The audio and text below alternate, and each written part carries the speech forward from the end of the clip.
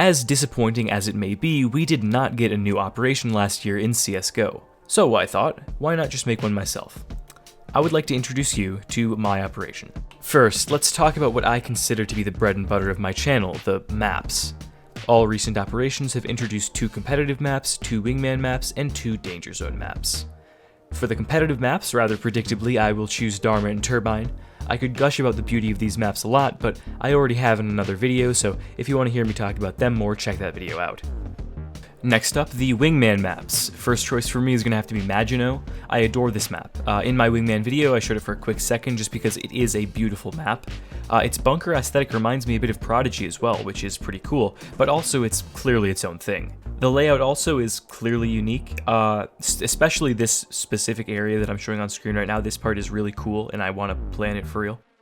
For the second wingman map, I'm going to go with Akihabara. Akihabara is a wingman map set in Japan, and yeah, it's a little bit old in comparison to the other maps I've picked. However, I do think that it deserves a spot in the game. For one thing, it would bring a bit of diversity to CS. We don't have many maps that have been set in Japan. I think that the Japanese aesthetic is something that's been completely underused within CSGO, and this map could do well to sort of help change that a little bit. I also do think that its layout is very cool and fun, and at the end of the day, people are going to be playing the maps more than they're going to be looking at them, so that is equally important. For the Danger Zone map, I am picking Severo. Set in the western United States, this map is really cool. I am a Danger Zone believer. I think that this game mode is an amazing alternative to competitive, and is one of the most fun ways to burn some time. Plus, bump mine tricks are crazy. Anyways, Severo is a good looking map, and its theme is awesome. Admittedly, Severo is a bit older than most of the other maps I've chosen. However, I'm unaware of any Danger Zone maps that have come out more recently that are as unique as Severo. If there is something that I'm missing, please do tell me in the comments. I am not infallible, but from what I can tell, Severo is a really cool map that is up to standard for the average community DZ map. For the purpose of theming, I am bringing back 3 maps from CSGO's past: Favela, Overgrown, and Sub-Zero. I love all 3 of these maps, but the main purpose of this is to make the 8 maps that I have chosen all fit into one specific theme. And don't worry, I'll reveal the theme and operation name at the end, but for now you can try to guess it yourself. Alright, next up, let's just make an operation case. I don't really care about the lower level skins, so I'm just going to pick out 3 pinks and 2 reds and call it a day. My first pink is going to be the Glock 18 50/50. This skin is cool because it has a practical use, or at least somewhat practical. If you haven't seen this one around, one side says Rush B and the other says Rush A. Throw it up into the air like a coin and decide which side to go. Honestly, a brilliant skin design. The Galil Winter Sakura is a very pretty skin. I love this style of art, and I think that it works on gun skins extremely well. This entire collection is very cool, and I think that any of them could have been on here, but I think that we need a new good Galil skin, so I decided to go with the Galil. The Desert Eagle 8-bit is a really cool concept. It takes the design of the Deagle and brings it back around 25 years. And no, this image is not low quality, it actually looks like that in-game, which is really cool. Now, I'm gonna be the first one to admit, I am biased here making this a pink. In all honesty, this would probably be a purple or even a blue, but I have a soft spot for retro-inspired skins and retro-inspired designs in general, and this is my video, so it's a pink. On to the red skins. First up is the Op Bloodshot. This skin looks great, and I love the drawing style.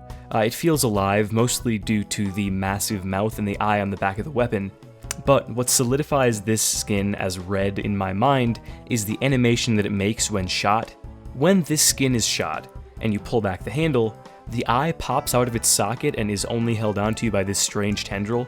The artist took advantage of the animations of the op to make this skin even cooler than it already was. Kind of a similar effect to the Galil AR Chatterbox, except I think this is a lot cooler. The other red skin is going to have to be the M4A4 Skulls and Roses. This skin is a lot simpler than the other, but I just really love its design.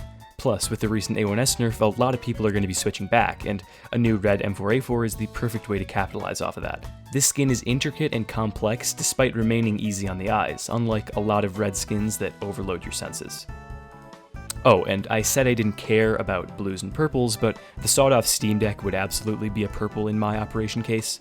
I think that this skin is really funny. And there you have it, that is the case. The case is not really related to the theme at all, just like most operation cases, it's kind of just a basic case released with the operation. But But yeah, I like all these skins a lot, and I wanted an opportunity to talk about them, so there you have it. The collections that are related to the theme, the Operation collections, are up next. I am not going to cherry pick workshop skins for these, as all of these skins will be Valve made, but I'll just give a general vibe. The Anubis collection is the obvious one, a collection themed off of Egyptian mythology, and perhaps some more modern Egyptian culture with Arabic elements and this cool architectural style seen in the new administrative capital. Past that, let's get a little bit more creative. The Ural collection, a collection themed off of the art, beliefs, and traditions of Siberian, Central Asian, and Mongolic tribes.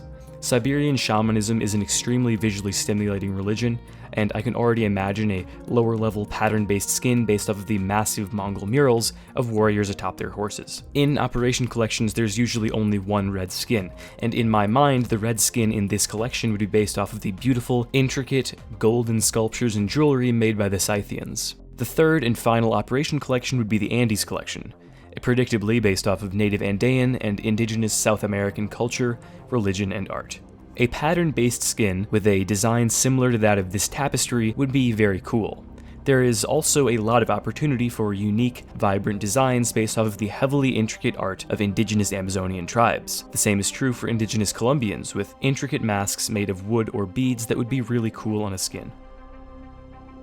I'm not going to spend too much time on stickers, but the one sticker collection that I would want for this operation is one that mimics the stickers or patches that you would put on your passport or your suitcase, possibly ones themed after the specific locations of maps in-game. For the new agent skins, the faction that I would like added is the Arctic Avengers faction for terrorists. We got guerrilla warfare last operation, so it just makes sense. And that is it for the new cosmetics added in the operation. Now it's time for the fun part, the actual content of the operation. This part gets a little bit tougher. What I would like to see is a somewhat overhauled matchmaking system, but again, I've already talked about that, so I'll think of something else. How about in-game dedicated 1v1 servers on AIM maps with ranks? I mean, it's an idea that's been around forever, but I still think that it'd be a cool addition to the game. In fact, I even think that it would be cool if they had them on standalone 1v1 maps with one bomb site in a small playable area. I think that Guardian missions from Operations are very cool, but imagine the Guardian AI being put to use for something else. Another thing that I think is very cool is the procedurally generated 1v1 maps made by this guy. It makes a new map from existing parts each round. Imagine this, a procedurally generated dungeon game mode utilizing the Guardian AI where you have to make it to the end of each floor and take an elevator down to go further. You can queue with up to 5 friends and work together to go down as far as possible, with each level becoming more complex and the AI becoming better and getting better weapons. You could have players find danger zone style containers and crates within the floors and force them to work off what they have. Make ammo sparse to force players to continually switch weapons or to carefully conserve the ammunition that they do have. Allow players to find things that they can't buy in normal competitive, such as riot shields, tactical awareness grenades, medishots, breach charges, etc. I think that even though this is kind of just a rough idea right now, this concept has a lot of potential, and I really would like to see this in the game someday. And now, the final part of the operation, the story missions, and the reveal of the overarching theme. CSGO actually has some pretty interesting lore, and if you're unaware of it, I recommend that you watch this Jesus video. But if you don't want to do that, the important part is that the CTs are the Coalition Task Force, and we are in a conflict against the terrorist organization, the Phoenix, headed by Valeria Jenner. We left off the story in Operation Broken Fang with us stealing the details of Valeria's next plan from her underground facility. My proposal is, of course, a new set of story missions. The story continues with a revelation. The documents that we stole at the end of Broken Fang reveal that Valeria is almost ready to put her final plans into action. Those plans being simultaneous attacks all over the world, with the end goal being the ushering in of a new world order headed by Valeria. An attack on the entire world. You could call it a global offensive. I know, it sounds super weird, but think about it. We've known for a while that with the Source 2 update, Valve plans to remove Global Offensive from CSGO's name, reverting it to just Counter-Strike. Well, why not do it in style, with a massive update and a game-wide event? Call the operation Operation Global Offensive. You see, the timeline of events in the CSGO universe has never been clear. It's just been assumed that the events of each of these maps occur at separate times. In the lore of this operation, it is revealed that all of this is taking place at the same time. One grand attack on the free world. This brings together the theme that I set up earlier.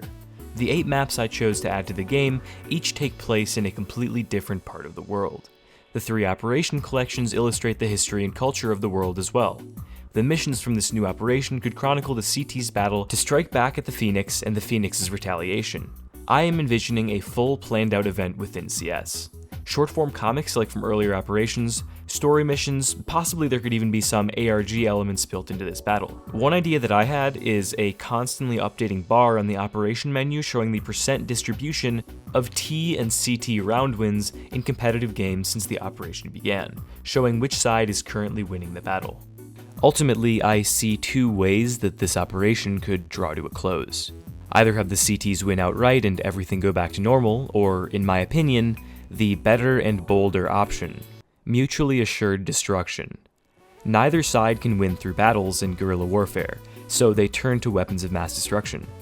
It's unclear which side fires first, but this ends with the destruction of the world as we know it. Have an in-game event where anyone playing CS at a specific time would get to watch a cutscene and see the world of Counter-Strike end in fire. This would drive a lot of attention to the game, and I have no doubt that streams of people gathering for the event would reach record viewership. The conclusion of this Counter-Strike world could give way to the rise of a new one. Valve could use this as a new beginning for CS, a reset on the lore, and a fresh start along with Source 2. I know that was a lot, but I just thought of what would be the coolest possible scenario for CS. This will not happen. This will never happen. Valve are not capable of doing something of this scale. Remember, small indie dev company. But if it did, that would be really cool. And I mean, to be fair, CS hasn't really had a large update in a long time. Riptide was great, but as far as operations go, it didn't take a ton of effort. No story missions, no Valve-made map, and most of the gameplay changes were superficial and could be done through the console even before the update. It is definitely just copium, but it feels like Valve have been cooking up something quite large for CS for a long time. Thank you. Hey guys, I hope you enjoyed this video. This is my first one in a minute. I'm sorry it took so long. I took a little bit of time off for the holidays, and I was just having a lot of trouble getting myself back into the mood of creating videos. But hopefully with this, I'm back into it. Expect some more content in the coming weeks. I'm trying to ease myself back into this. But I had a lot of fun making this video, and I bet you can tell this was pretty much just a pipe dream of what I would want to happen, and it's cool to think about this kind of stuff. But yeah, I hope that you're still here. I hope that you guys enjoyed this video. I'm kind of working on something pretty big right now for my next one, kind of a long anticipated topic, so I'm excited to show you guys that one. But for now, thanks for sticking around, and I'll see you in the next one. Bye.